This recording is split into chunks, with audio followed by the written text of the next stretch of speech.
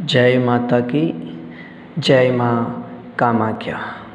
सभी भक्तों और मित्रों को जय माया जान।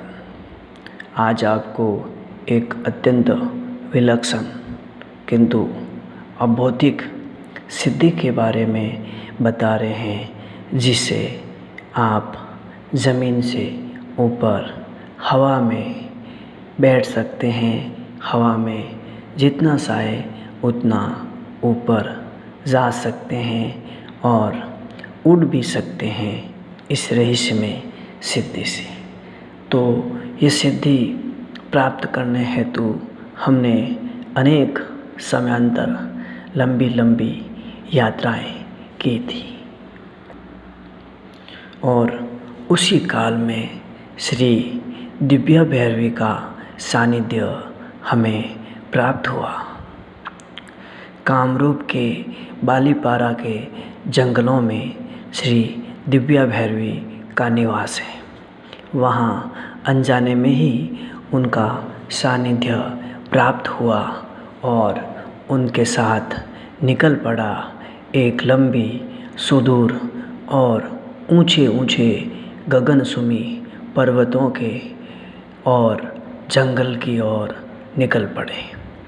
और वह जंगल थे अरुणाचल के गंभीर और ऊंचे ऊंचे हिमतुंग पर्वतों के। हम वहाँ से तीव्र गति से चल रहे थे और श्री दिव्या भैरवी ने कहा कि हमें अरुणाचल के मध्य श्री दुर्गा मंदिर तक पहुँचना ही होगा। धीरे धीरे वर्षा काल भी प्रारंभ हो गया। उत्तराखंड के ऊंचे ऊंचे पहाड़ों को मैं देख चुका था। तपोवन और उससे अतीत जो भूमि है उसमें भी अनेक वर्ष तप किया था, परंतु उससे भी ऊंचे पहाड़ देखने का पहली बार अवसर प्राप्त हुआ।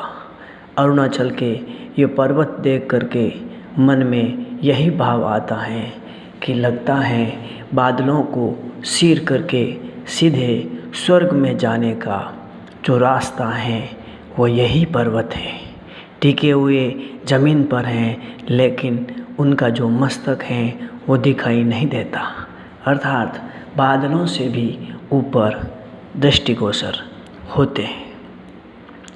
इस घने वन प्रदेश में चलते हुए हमें 7 दिन से अधिक का समय व्यतीत हो गया था।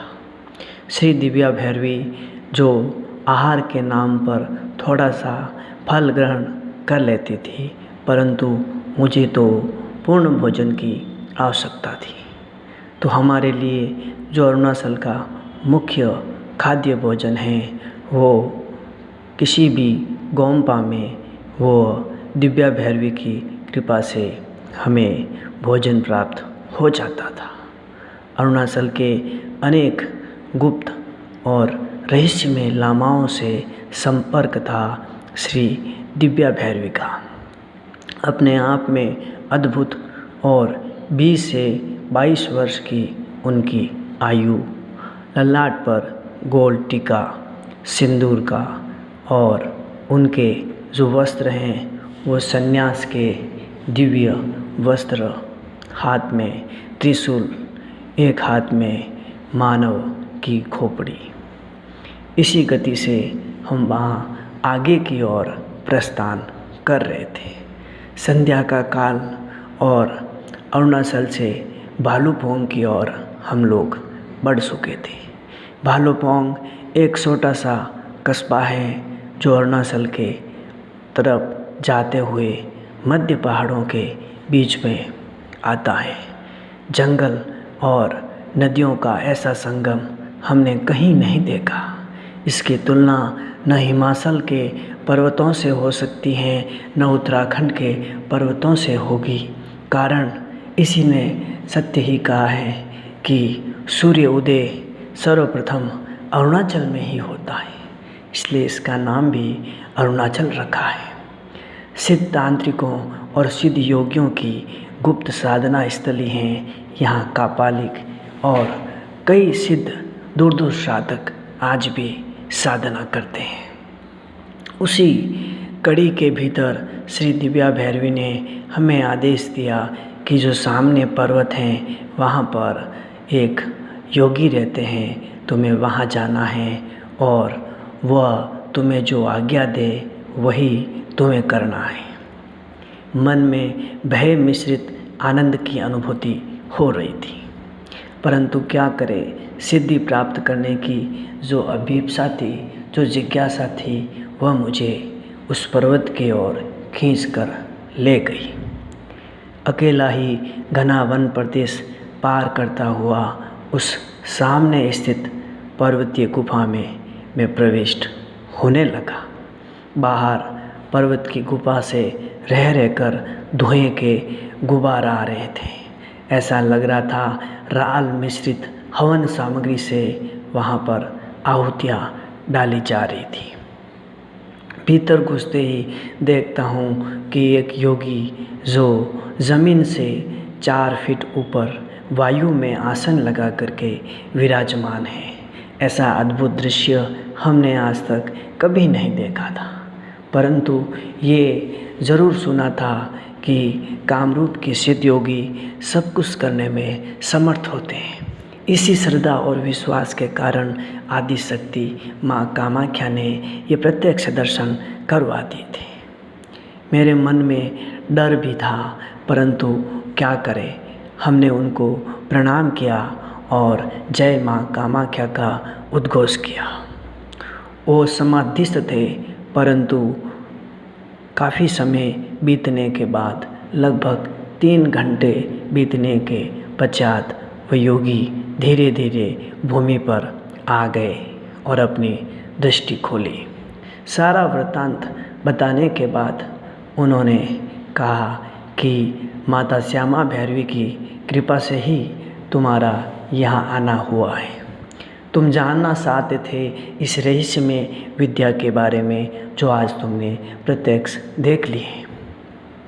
जब मैंने उस रहस्यमय योगी से पूछा कि स्वामी जी यह कैसे संभव है, इस सिद्धि की जो गुप्त विधि है वो आप हमें बताएं, तो जिज्ञासावश उन्होंने वह रहस्यमय विधि हमें इस तरह बताई कि योगियों की अति गोपनीय सिद्धि है, जिसे आप वायु सिद्धि कहते हैं। ज़मीन से ऊपर हवा में बैठ सकते हैं। इस साधना को करने के लिए आपको गोपनीय गुरु की शरण प्राप्त करनी होगी। इसके पश्चात अपने शरीर को शुद्ध करना पड़ेगा। शरीर में किसी प्रकार का मल न रह पाए। फिर शुक्ल पक्ष की चतुर्दशी को इस साधना को प्रारंभ करें और साधना प्रारंभ करने से पूर्व सिद्ध गणेश और माँ कुंडलिनी शक्ति को प्रणाम अवश्य करें। फिर मल त्याग करने के पश्चात जैसे गुदा का संकोचन होता है, उसी विधि से उन्हीं आसन पर बैठ करके उसका अभ्यास करें, अर्थात गुदा का संकोचन करें। बार बार गुदा को खोलें और उसका संकोचन करें। बस इसी विद्या का अभ्यास कुछ ही दिनों तक करने के पश्चात धीरे धीरे गुदा से वायु खींचने का अभ्यास करें। नासिका और मुंह बंद रह करके गुदा से वायु खींचें। पूरे पेट को अपनी पीठ से चिपका करके गुदा के भीतर से वायु खींचने का अभ्यास करें। ये क्रिया करने के कुछ ही दिनों बाद एक अकल्पनीय घटना घटित होगी। आप अनुभव करोगे कि धीरे धीरे जो वायु है वह गुदा से पेट की ओर बढ़ रहा है और पेट में वायु आ रही है। इस साधना सिद्ध योगी के सानिध्य में ही करें। फिर पद्मासन लगा करके इसका अभ्यास प्रारंभ करें। इस तरह साधना को करते हुए लगभग 40 दिन बीत जाने पर यह क्रिया इतनी तेज गति से प्रारंभ होगी कि पूरा पेट वायु से भर जाएगा और अचानक ध्यानस्थ होकर के इस क्रिया को पेट से वायु को भर करके ध्यानस्थ होने पर योगी भूमि त्याग कर देता है, अर्थात ज़मीन से धीरे धीरे हवा की ओर उसका शरीर उड़ने लगता है। उस समय पूर्ण एकाग्रता और तन्मयता आवश्यक है। संकल्प करना है कि मैं ऊपर उठूं, वो साधक ऊपर उठने लग जाएगा। धीरे धीरे ऊपर उठने के पश्चात कभी कभी मेंढक की तरह उसका शरीर होगा, अर्थात भूमि से ऊपर उठेगा और भूमि पर गिर जाएगा। इस तरह दारदोरी नामक सिद्धि प्राप्त होगी। फिर उसका आसन कंटिन्यू अभ्यास के पश्चात 1 से 5 फीट ऊपर वायु में स्थिर हो जाएगा। इस सिद्धि को एकांत में किसी पर्वत की गुफा में ही करें और इस सिद्धि के बारे में किसी से चर्चा भी न करें। चर्चा करने से सिद्धि खंडित हो जाती है, इसमें कोई संदेह नहीं है। ये विलक्षण घटना सुनने के पश्चात उस योगी से हमने यही कहा कि स्वामी जी, ऐसा हो सकता है कि शरीर को वायु में स्थिर करने के पश्चात आकाश गमन कर सकते हैं, यह संभव है?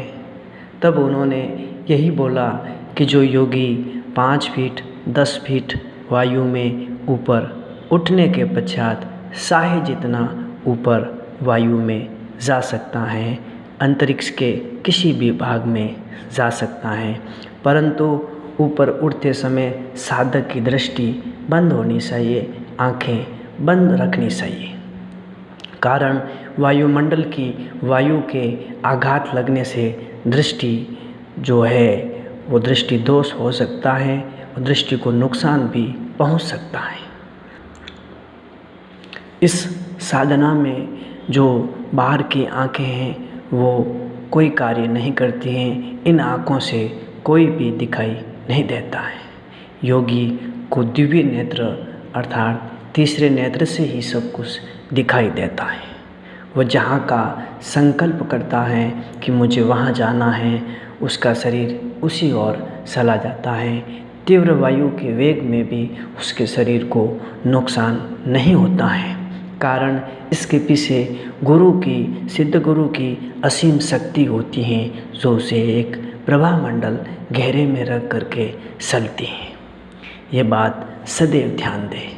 तो इस रहस्य में सिद्धि को जब उनसे प्राप्त हुआ तो इस लोमहर्षक सिद्धि को, जिसे मैं प्रत्यक्ष देख चुका था, और वही सिद्धि उन्हीं के मुँह से सुनने के पश्चात उन्हें प्रणाम किया और उनके सानिध्य में कुछ महीनों तक निवास करने के पश्चात पुनः मैं कामरूप की तरफ बढ़ गया। तो माता श्यामा भैरवी जो हमारे महागुरु हैं, उनके प्रति श्रद्धा से हमारा मस्तक झुक गया और उन्होंने हंसते हुए बोला कि बेटे, जो तूने जो भी देखा है वो तुम्हारे पिछले जन्म के जो प्रारब्ध कर्म हैं, अधूरी छोड़ी हुई साधना है, उसी का ये फल है। जीवन में अनेकानेक चमत्कार तुम्हें प्रत्यक्ष देखने पड़ेंगे और दिखाई दे देंगे। सिद्धों का सानिध्य, योगियों की कृपा और सिद्ध भैरवियों का सानिध्य शायद यही मेरे भाग्य में था। और आज भी जब कभी आवश्यकता होती है सिद्ध पुरुषों की, तो सिद्ध भैरवी कृपा में सानिध्य से उनका अनुभव करा देती हैं। माता दिव्या भैरवी का भी मैं अनुग्रह हूँ और उनकी कृपा से ही ये सिद्धि, उनकी आज्ञा से ही ये दिव्य सिद्धि आज YouTube के माध्यम से आप सबको बता दी है। आशा करता हूँ कि किसी योगी के सानिध्य में रह करके आप इस सिद्धि को करके भारत को पुनः विश्व गुरु बनाने के मार्ग में आप मील का पत्थर साबित होंगे।